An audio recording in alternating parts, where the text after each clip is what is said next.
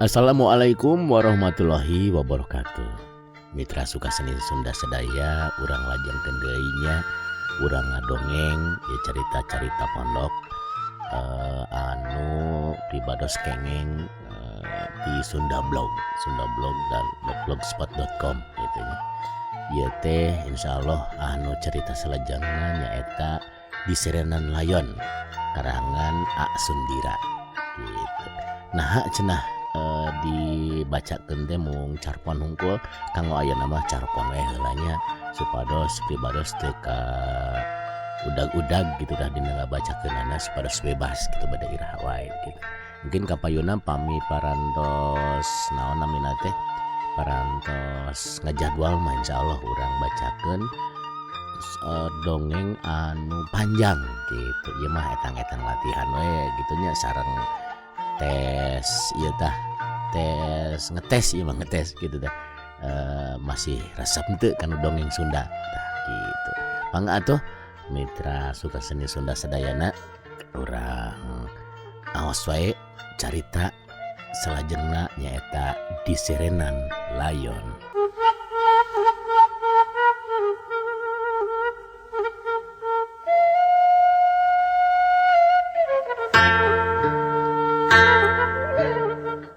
Saha atuh nu daek kanjangan mayit.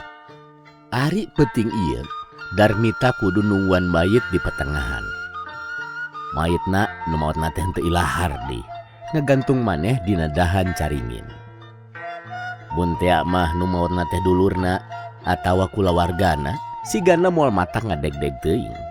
Ieu mah apan jelema manjang munjung teuing saha teuing urang mana.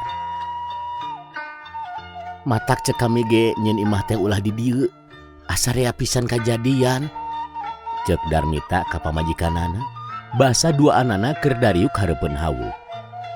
Di luar hujan ngaririnci keneh, ari di patengahan kadenge sora tatanggana bating gerendeng. Heh, ari geus kumaha atuh piraku dipindahkeun onaman. Heueuh nisit kadal poe ieu mah. Kan baya atuh Kang. Dan teu unggal poe ieu. Di patengahan kadenge aya nu ngageroan. Ita. Sora Pak RT. Darmita nyampeurkeun. Mohon kumaha Pak RT? Geus rek magrib geuningan. Sigana kuring saparakan carek baralik heula. Engke ka peutingnakeun kuring rek nutus hansip cina milu kemit di dieu. Mohon mangga Pak RT mangga. Pak RT jeung baturna baralik haru hujanan. Di imah tinggal duaan Darmita jeung pamajikanana. Red kanu ngajepat di patengahan. Duanana buru-buru balik deui ka dapur dariuk dina jojodog hareupeun hawu. Ari geus kieu kumaha oneh? Darmita melong ka bioneh pamajikanana. Nya kumaha deui atuh? Piraku rek ngejat onaman. Panan sasatna urang teh keur katitipan Kang. Katitipan mayit? Halah najis teuing aing mah. Hes, ari nyarita teh ulah padu engab ah. Cek bioneh bari ngareret ka lawang nu ka patengahan. Nah sia teu keung oneh? Keung mah atuh puguh. Ngan naon? Nya ngan sugan we engke penting mah atuh rea nu maturan. Juga mending kacai heula ayeuna mah sigana geus waktu magrib Kang. Kang Uneb nu pangheulana hari wes-wes teh. Balik ngarit ti Cisitu hujaneun ngadon ngiuhan hanapeun tangkal caringin. Tadieuna mah rek muru imah Darmita bae da geus deukeut ngan hujan mani ngagentak. Ujug-ujug ngagebret. Rada lila ngiuhanna teh da suku gen nepi ka sing sireumeuh. Basa rek nanggung pisan carangka make jeung pangangguran tangga. Ngan henteu kapiyuhan hungkul. Panon molotot biwir calawak nempon nugu wanggawing dina dahan caringin. Kasima sajongjonan mah. Geus kitu cul tanggungan berebet lumpat muru ka lembur bari gogorowokan. Tolong. Itu. Cekang Uneb bari bulba belebeb. Urang lembur bari jil ti imah sewang-sewangan. Bari huhujanan, bringkahna pun caringin dipimpin ku Pak RT. Nuborangan mah teu wani ngadeukeutan, ukur nyerangkeun ti jauhna. Tadi mah rek ngadaguan polisi. Daya hansip nu dititah nyusulan ka kacamatan. Tapi lalambahan ka kacamatan teh kacida jauhna. Eueuh tutumpakan kawantu di lembur singkur. Paling nepina teh tengah peuting, kitu ge mun lancar di jalanna. Ari layon piraku diantep. Sabada diparentah ku Pak RT, layon teh diturunkeun. Nu nurunkeunana Mang Ija, kasohor jelema wanian. Menihe sebeleke da puguh leueur. Basa layon geus nepi ka handap, gancang dituruban ku samping kebat. Kemanakeun ieu teh Pak RT? Ceuk Mang Ija. Saha ieu daek nu daek ngarawatan? Pak RT kalah malik nanya. Eueuh nu nemalan. Sigana kabeh oge wegah ari kudu katitipan mayit mah. Kumaha mun dicanak wae ka Masigit Pak RT? Aya nu nyerangkeun ti tukang. Wah atuh jauh teuing. Balangsak mawana. Sakieu keur hujan gede teh. Jabani geus reupreupan. Urang simpen di imah Darmita bae ngarah deukeut kumaha. Kumaha Darmita? Mangga. Walon Darmita semu asa-asa. Atuh regeyeng. Layon teh digotong, dibawa ka imah Darmita, digolerkeun dina samak di tengah imah, dituruban ku samping kebat. Ceuk nu nelek-nelek mah cenah eta teh mayit Sukria, bandar sampe ti lembur Cipelah. Eueuh nu nyaho, naon sababna ujug-ujug aya dina dahan caringin. Nyapikeun ngayakinkeun mah, Pak RT nitah Mang Ija indit ka Cipelah. Sina ditalungtik nya heuteuna. Mun nya Sukria sakalian bae bejaan kulawargana bari rerencepan. Geus wanci sareureuk kolot. Sareureuk kolot teh tabu sabaraha panginten mitranya tabu 9 wengi we nya. Ame telepan mah mangga anu terang komen teh ngaras teu. Tabu sabaraha tuh ari wanci sareureuk kolotnya. Mangga urang teraskeun deui. Geus wanci sareureuk kolot. Darmita jeung Bioneh ting hariul keneh di dapur. Hujan ting iraharaatna, da kadenge ting paralak kana kenteng. Eta atuh bet ngadon di lembur batur. Matak naon atuh mun di lembur nanya. Piraku eueuh tetanggalan onaman. Ceuk Darmita ngaharewos ka pamajikanana. Geus atuh Kang, siga nu teu ikhlas geuning akang mah. Ih, lain teu ikhlas. Cing ari kieu urang rek sare di dapur wae teh oneh. Nya we, da dipangkeng mah deukeut teuing ka patengahan atuh Kang. Aduh, ka mana deui mangkluk hansip teh? Wayah kieu can mol-mol.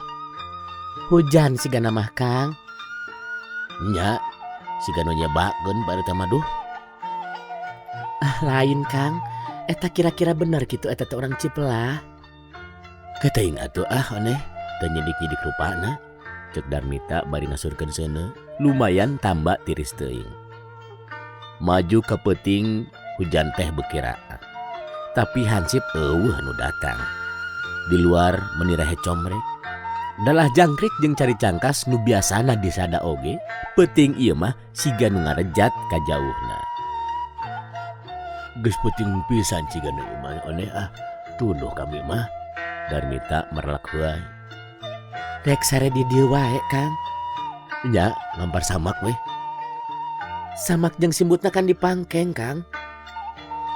Nah atuh lain bawa ti tadi oneh. Jung cokot ka itu. Darmita mani muraleng. Hei hoream teuing ku akang meh jug. Walon pamajikanana bari ngareret ka patengahan. Atuh kalah mait-mita, hayoh cokot. Naon akang sieun? Lain sieun kami mah deuleu, geus teu kuat tunuh. Dasar lalaki ipis burih. Bari jeung mentegeg ku omongan salakina, Bioneh neger-neger maneh asup ka patengahan. Angkehan teh nu ngajepat mah moal direret wae. Atuh leumpangna nyanggigir ngarah panonna ukur nenjo bilik. Teu burung nepi ka pangkeng. Sanggeus nyokot samak jeung simbut terus kaluar deui bari mundur. Leungeunna gupuy gapay kana bilik. Basa rek bijil pisan ti patengahan beteku hantu. Mani panasaran hayang ngareret. Sirahna lalaunan ngaliek. Barang ret aya kene. Mani setengah lumpat muru salakina gabruk Darmita dirangkul. Ari sia nanaonan oneh? Aya keneh geuning Kang. Heuh nya heuh atuh. Samak diamparkeun. Duanana terus ngaringkep teu jauh tina hawu jeung ruhakna ruhai keneh. Eueuh kajadianan naon nepi ka isukna teh. Darmita meuni asa longsong dumeh geus beurang. Pak RT jeung nu sejenna mimiti juljol. Hansip sanuk-sanuk pedah teu bisa datang, alasanna mah budakna teu ngareunah awak. Cek laporan Mang Ija nya, eta teh layon Sukria. Sukria keur diudag-udag ku rentenir. Katambah pamajikanana kalah kanyelewer. Kawasna mah geus poekeun pikir, balik nyar sampe ti Pasir Muncang ngadon gugulayunan dina dahan caringin. Matak ge ulah hayang wawuh jeung rentenir, cek Pak RT. Layon terus digotong, dijajabkeun ka lemburna. Darmita milu nganterkeun. Pak RT mah nyiksa abdi, cek Darmita basa balik ti Cepela. Hitung-hitung latihan we atuh Darmita. Pak RT ukur mesem. Nepi ka imah, Darmita ngadadak asa lugina. Blus ka dapur, leguk nginum, hanaang tayoh nama. Tas lempang sakitu jauhna. Basa ngojengkang ke tengah imah, rek nenden kopeah, manehna olohok bari ngajanteng lebah lawang. Panonna gigisik, teu salah tetenyoan. Di tengah imah katembong aya nu ngajepat dituruban samping kebat. Berebet gajeleng kaburuan terus gogorowokan menta tulung. Bioneh kaluar ti pangkeng bari mengkek piseurieun. Geus kitu nu ngajepat teh diberesan. Anggal tilu nu dituruban ku samping kebat. Kudu diwarah, pokna gegerendengan sorangan.